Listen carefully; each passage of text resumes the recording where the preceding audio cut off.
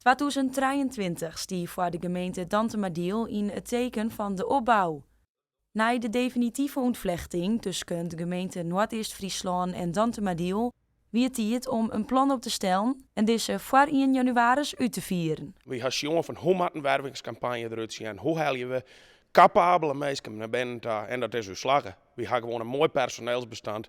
Er straalt energie uit. Er heerst een hele mooie dynamiek in het gemeentehuis, dus we zijn er heel content mee. En ik denk dat dit juist te realiseren is door de omvang die we als gemeente hebben.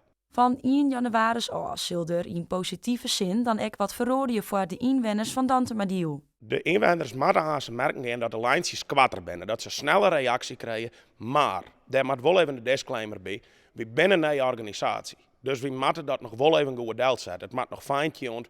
En ik denk dat we wel een jaar hier bezig zijn voordat alles een beetje goed te plak vallen is. Maar op den duur, dan zal die dienstverlening sneller, beter en kwatter wezen. Een eigen organisatie en een frisse start.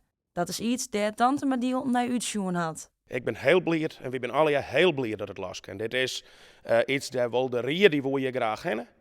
Het college, samen met de secretaris en het personeel wat er al om werkt had de rie en de bevolking nou jongen wat ze hebben. Want het is echt in het verlengde van de verkiezingsuitslag. 1 januari dan hebben we denk ik als college, dan heffen we het glas erop van wie ben wij zelfstandig. En 2 januari dan stappen we meisje hier binnen en dan kunnen we los.